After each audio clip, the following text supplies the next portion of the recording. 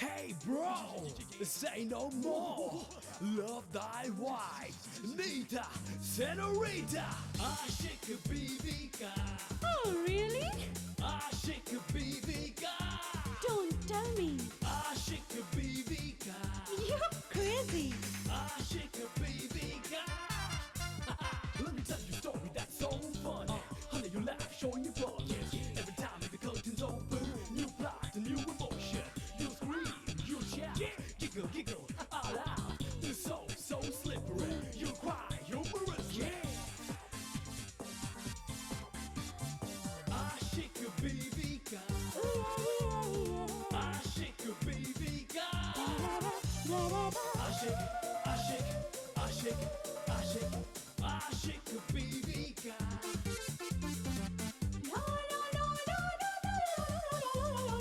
आशिक बीवी का आशिक। जिंदगी के पहले इम्तिहान में फेल हो गई। काश राधा अगर तुम यहाँ होती ना तो जो दुख उसे सहना पड़ रहा है वो दुख उसे होने ही नहीं देती। आप शेखर की मम्मी है ना? कौन माँ? किसकी माँ?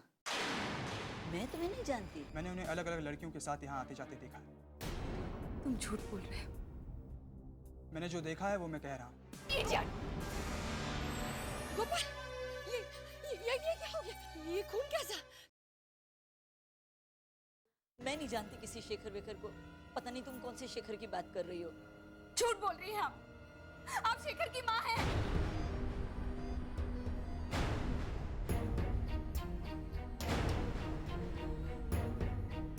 मम्मी जी, आप मेरे साथ आइए।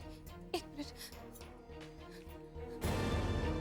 मम्मी जी, अगर आपको मैं पसंद नहीं हूँ तो साफ साफ कह दीजिए।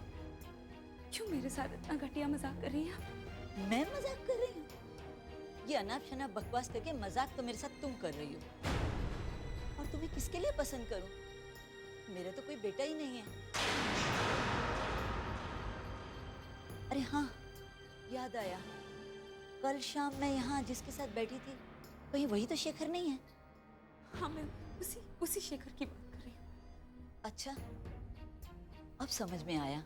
मुझे लगता है शेखर ने तुम्हें सब गलत बताया है। मैं उसकी माँ वहाँ नहीं हूँ। दरअसल मैं एक टीवी आर्टिस्ट हूँ और कल यहाँ एक प्रोड्यूसर से मिलने के लिए आई थी।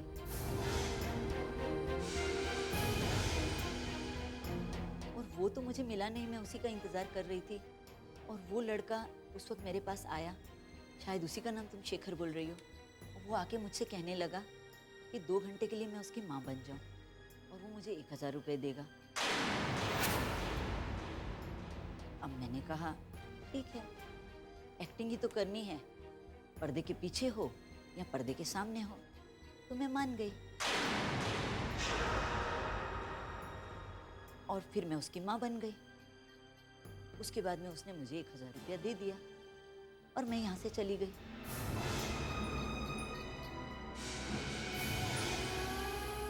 इससे ज्यादा मैं उसके बारे में कुछ भी नहीं जानती हूँ। अब समझ में आया तुम्हें?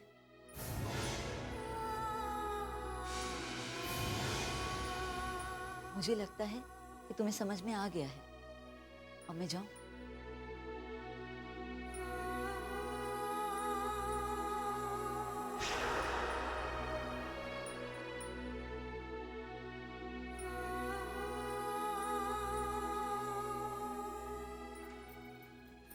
इधर ला। चुप। तू तो किसी से लड़ता झगड़ता नहीं, हाँ? फिर ये चोट कैसे लगी? माँ, मैंने किसी से लड़ाई झगड़ा नहीं किया। फिर? वो तो मेरा पैर फिसल के मैं गिर गया। डॉक्टर साहब आ गए। मतलब? चुन्नू और वनीला डॉक्टर साहब को लेकर आ गए। मतलब? अरे डॉक्टर साहब, आइए आइए आइए आइए डॉक्टर साहब। चुन्नू, वो चेयर ला दे। मैं ले लेता हूँ, चलो। आइए आइए। बड़ी देर लगा दी डॉक्टर साहब। हाँ, एक पेशेंट को देख रहा था, इसलिए। क्या हुआ? देखिए ना, जख्म इतना गहरा है, खून रुकने का नाम ही नहीं ले रहा। आप चिंता मत कीजिए, मैं आ गया हूँ ना।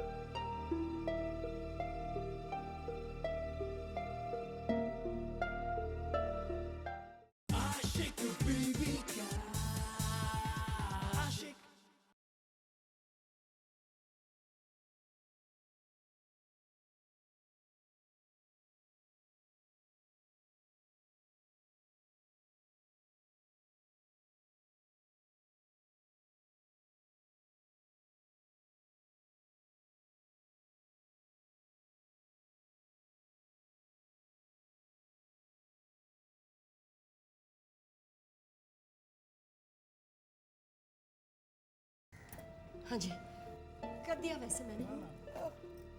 आप बस बस चुप हो जा, बिल्कुल कुछ नहीं हुआ।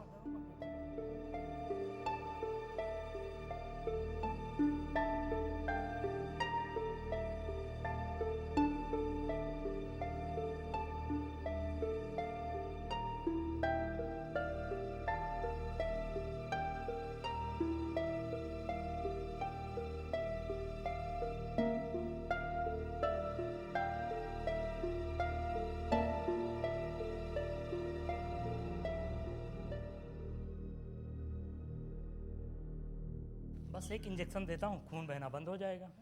डॉक्टर साहब मुझे कोई दवाई दे दो ना, मुझे इंजेक्शन से बहुत डर लगता है। डरने की क्या बात है, डरो मत, तुम्हें पता भी नहीं चलेगा। डॉक्टर अंकल बिल्कुल सही कह रहे हैं।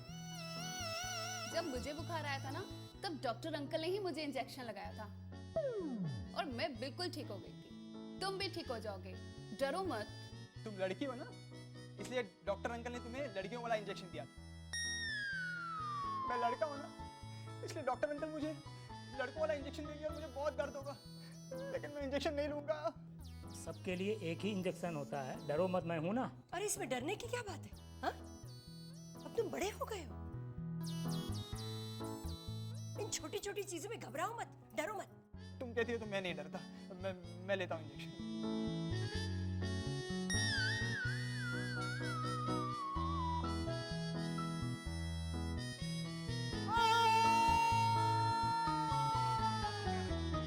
सावित्री जी, खून बहना बंद हो जाएगा। अगर कोई प्रॉब्लम हो तो आप मुझे बुला लीजिएगा, मैं कुछ दवाइयाँ लिख देता हूँ, आप उसे मंगा लीजिएगा।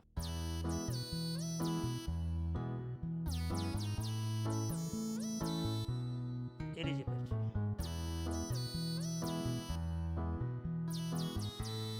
ठीक है, मैं चलता हूँ, नमस्ते। शुक्रिया डॉक्टर साहब। 1000 बार पूछ के थक गई, तुम तो बताने से रहे। कैसे हुआ, कब हुआ, तुम नहीं बताओगे। सोनू, तुम बताओ, कैसी चोट लगी? सावित्री चाची, ये आपको नहीं बताएगा। जब मैं होटल के अंदर गई तो मैंने नोटिस किया कि जॉन अंकल किसी नीता नाम की लड़की को ये कह रहे थे कि तुमने गोपाल के साथ कुछ अच्छा नहीं किया। मुझे लगता है कि उस नीता ने ही गोपाल को मारा है।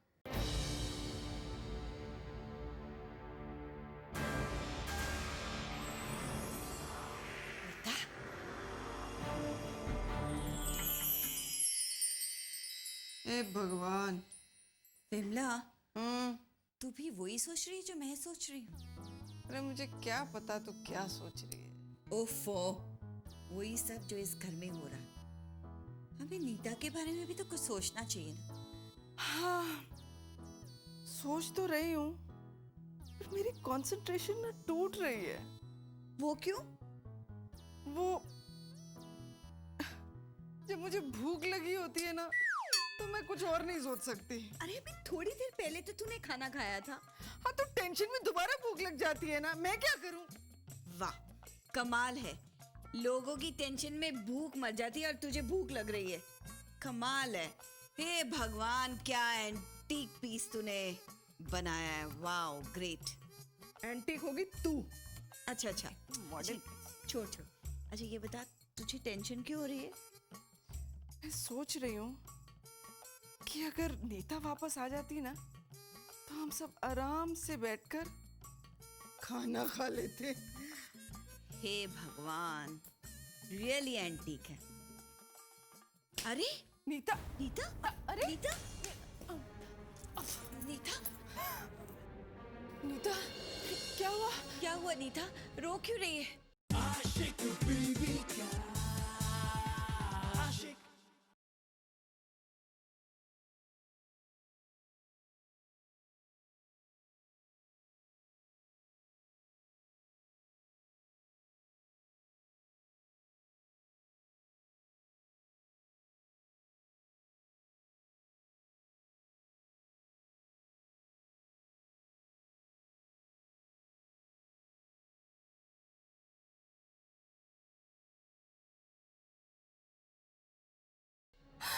बुआ, शेखर ने मेरे साथ खिलवाड़ किया है। ओह गॉड, उसने मुझे धोखा दिया है। Oh God! मैं उसे नहीं छोड़ूंगी। अरे छोड़ेगी तो तब ना जब उसे पकड़ेगी। वो तो तुझे छोड़कर भाग गया। जाएगा कहाँ? छोटी सी दुनिया है, कभी ना कभी तो मिलेगा। और जब वो मुझे मिलेगा उसे ऐसा सबक सिखाऊंगी कि फिर वो कभी किसी लड़की के जज्बात के साथ खिलवाड़ करने की कोशिश भी नहीं करेगा। मैंने क्या बिगाड़ा था उसका बुआ? क्यों उसने मेरे दिल के साथ ऐसा खिलवाड़ किया?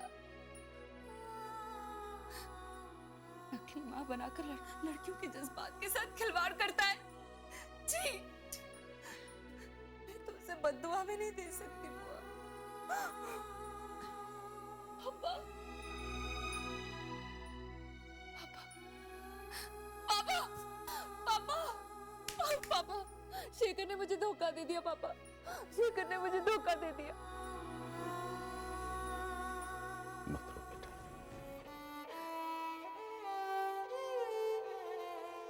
एक बाप इस दुनिया में सब कुछ देख सकता है, लेकिन अपनी औलाद के आंसू नहीं देख सकता। और अगर ऐसा होता है ना, तो औलाद के आंसू बाप के सीने को तेजाब की तरह छलनी कर देते हैं। बेटा, तुम बहुत खुशनसीब हो जो वक्त रहते तुम्हारा भरम टूट गया। अब तुम अच्छी तरह से सोच विचार कर अपना भविष्य तय कर सकते। नहीं पापा, नहीं। अब मेरी जिंदगी का हर एक फैसला सिर्फ और सिर्फ आप लेंगे, मैं नहीं। तो यकीन करो बेटा, तुम्हारा ये बाप तुम्हारे लिए बिल्कुल सही फैसला है। राइट।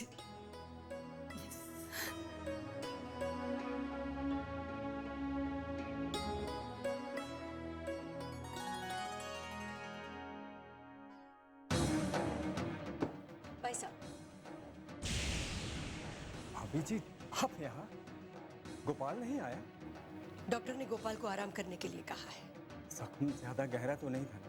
कभी कभी मामूली जख्म भी नासुर बन जाता है, लेकिन हाँ, उसके लिए इलाज की बहुत जरूरत होती है। सही कहा।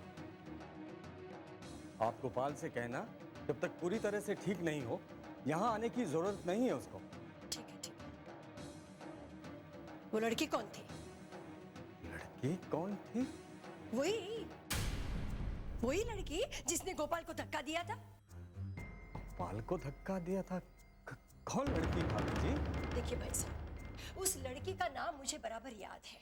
आप मुझे उसका पता बता दीजिए। उसका नाम नीता है। भाभी जी, नीता एक अच्छी लड़की है। वो तो उस दिन उससे गलती में हो गया था सब। आपको क्या लगता है भाई साहब, मैं उसका खून कर दूंगी क्या? भाभी जी, मैंने नीता को समझा दिया है। वो आज के बाद मैं उसे मौका भी नहीं दूंगी। मैं उसे मिलकर बताऊंगी। उसे बताऊंगी कि उसके बाप के पास हो सकता है बहुत ज्यादा दौलत होगी, लेकिन मेरा बेटा मेरी दौलत है। उसके माँ बाप ने उसे बहुत बहुत लाड प्यार से पाला होगा, तो मैंने भी अपने बेटे को फाकों में नहीं पाला है। हाँ, एड्रेस दीजिए। ठीक है।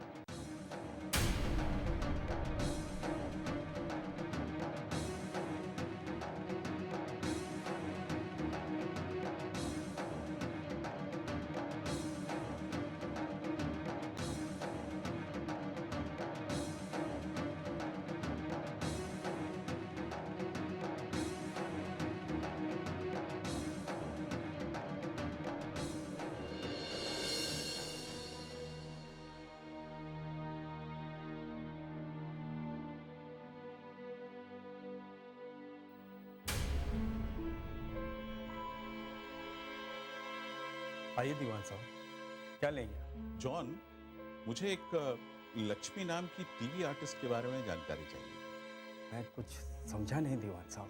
2 दिन पहले शेखर लक्ष्मी नाम की एक टीवी आर्टिस्ट को अपनी मां बनाकर लाया था, उसके बारे में मुझे जानना है। देखिए दीवान साहब, मैं ऐसी किसी औरत को नहीं जानता। अब रेस्टोरेंट में आने वाले हर कस्टमर का पता नंबर तो नोट करके नहीं रखते हैं। हाँ, कुछ कस्टमर्स हैं जो घर पर ऑर्डर मंगवाते हैं, उनके बारे में जानता हूँ। लेकिन आप जिस औरत की बात कर रहे हैं, मैं उसे नहीं जानता। वैसे बात क्या है? वो मैं तुम्हें बाद में बताऊंगा, अभी जरूरी काम से जा रहा हूं।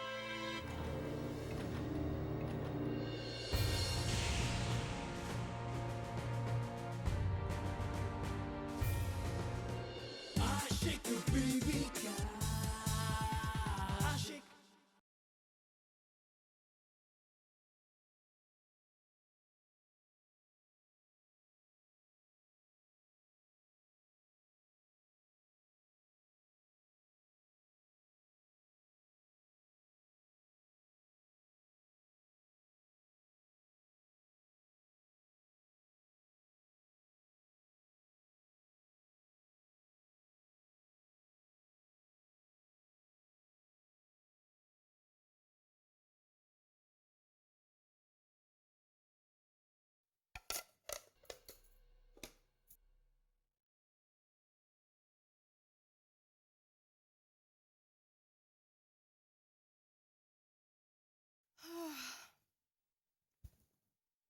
कमला, एक बात कहूँ? जब से नीता वापस आई है, अपने आप को कमरे में बंद करके भूखी प्यासी रो रही है। क्या करें? करना क्या है, चलते हैं नीता को समझा बुझाकर खाना खिलाते हैं, वरना वो मर जाएगी। मेरी हालत भी कुछ ऐसी ही है। तेरी हालत को क्या हुआ? मतलब अगर थोड़ी देर और मैंने कुछ ना खाया ना, तो मैं भी मर जाऊंगी। पहले तो तूने कभी ऐसी भूख की बातें नहीं की। पहले घर में टेंशन का माहौल भी तो नहीं होता था ना।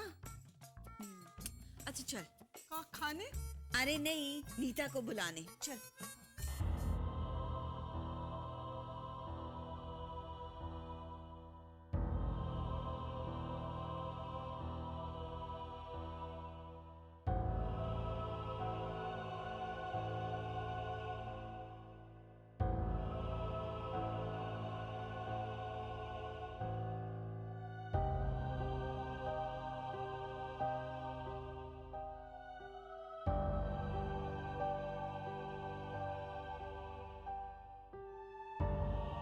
कब तक रोती रहोगी?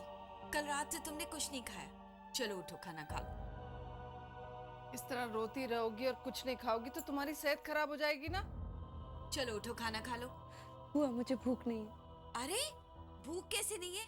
ये तुम अपने साथ गलत कर रही हो।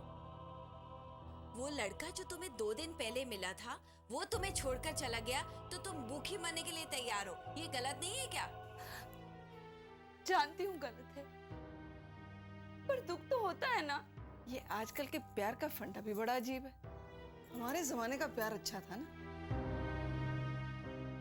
तब लोग एक दूसरे से मिलने नहीं देते थे क्योंकि समाज में नाम खराब ना हो। लड़का लड़की एक दूसरे को मिलने के लिए तड़पते थे, खाना नहीं खाते थे, पर वो तो ठीक था। लेकिन तुम प्यार तुम करती हो, उसने तो छल किया ना, और भूखी भी तुम रहना चाहती हो। ये फंडा मेरी समझ में तो आता नहीं, मुझे नहीं अच्छा लगता ये सब। चलो खाना खा लो। बुआ, मैं किसी के लिए खाना पीना नहीं छोड़ रही हूँ, बस मन नहीं कर रहा है। आप प्लीज मुझे अकेला छोड़ दो। मुझे जब भूख लगेगी तब मैं मांग लूंगी, पक्का, प्लीज। ठीक है, चल। तेने भूखी कैसे? चलो।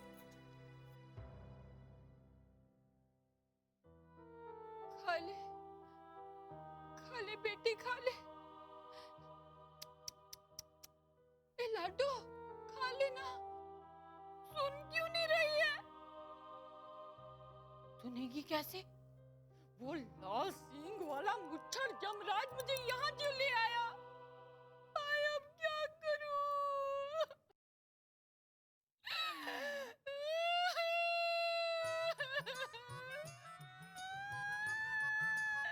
ओ राधा देवी, ओ राधा देवी, आप क्यों रो रो कर आंसुओं का समुंदर बनाने पे तुली हुई हो? अरे हम देवताओं पर कुछ रहम करे इंसान। आप लोगों ने अगर मुझ पर रहम किया होता तो आज मुझे यहाँ खड़े होकर रोना नहीं पड़ता, लेकिन आप लोगों ने मेरे नसीब में रोना लिख दिया। नहीं नहीं, मैं भी आपकी बेटी की स्थिति देखकर बहुत चिंतित हूँ, बहुत परेशान हूँ, लेकिन मैं भी कुछ कर नहीं सकता। अगर कर नहीं सकते तो कम से कम रोने तो दो। नहीं नहीं, मैं ये भी नहीं कर सकता। यमराज जी, यमराज जी, आप मुझे इंसान बना दीजिए ताकि मैं इनकी बच्ची की समस्या का निवारण कर सकूं। ये काम इतना आसान नहीं है महाराज। यह कलयुग है। इस समय पृथ्वीलोक की अवहेलना करना ठीक नहीं है। वहां जो जन्म लेता है या वहां पर जो कदम रखता है, वहां की आबो हवा उस पर हावी हो जाती है। आप इस समय उस नारी को सचेत करना चाह रहे हैं। यहाँ पर आप उसकी समस्या के निवारण के बारे में और वहां पर जाते ही आप ये सोचने लगेंगे कि इसे समस्या कैसे दे दिया जाए। आपकी सोच धीरे धीरे ऐसी हो जाएगी कि आप उसकी टांग खींचने लगेंगे और अपनी फायदे की बात सोचने लगेंगे। आपकी सोच ऐसी हो जाएगी कि आप ये सोचने लगेंगे कि सामने वाले का टांग खींचकर मैं कैसे आगे बढ़ूं। महाराज, मैं पृथ्वीलोक की हालत से परिचित हूँ। मुझे अपने आप पर पूरा भरोसा है। मैं नहीं बदलूंगा। अरे महाराज, मैंने बड़े बड़े का भरोसा टूटते हुए देखा है। मैं यहाँ से रोज अप डाउन करता हूँ। मैंने बड़े बड़े ज्ञानी, महाज्ञानी सबों को रास्ते से भटकते हुए देखा हूँ। इसका जीता जागता उदाहरण तो आप रोज देख ही रहे हैं कि स्वर्ग के द्वार पर कितने लोग खड़े हैं, नरक के द्वार पर कितनी लंबी कतारें लगी हुई है। महाराज सोचे। आप बिल्कुल सही कह रहे हैं यमराज। अगर मैं पृथ्वीलोक चला गया और मैंने बुराई का रास्ता अपना लिया तो क्या होगा? नाम रामदास। रामदास। स्वर्ग अशोक कुमार। स्वर्ग शर्मिला देवी। नरक। सर तो ऐसे झुकाए हुए हैं जैसे इनसे बड़ा कोई शरीफ आदमी नहीं। आगे बढ़ो।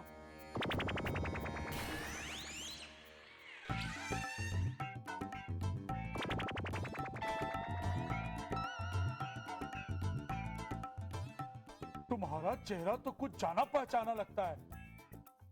नाम? जी, मास्टर दीनानाथ चौहान। नरक। नरक में? लेकिन महाराज, मैं तो एक शिक्षक हूं।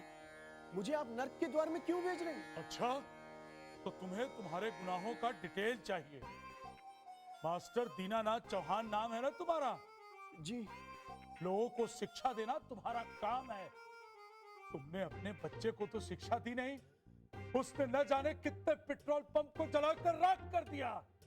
इसकी वजह से पेट्रोल कितना महंगा हो गया, कितने लोगों का उसने खून कर दिया। और हर खून करने के बाद जानते हो वो क्या कहता? विजय दीनानाथ चौहान हैं? उसने सारे गुनाह तुम्हारे नाम कर दिए। मैं कह रही थी थोड़ा सा कुछ खा लेते, फिर रो लेना। वैसे भी खाली पेट रोया नहीं जाता ना, रोने के लिए पेट में अनाज होना चाहिए ना।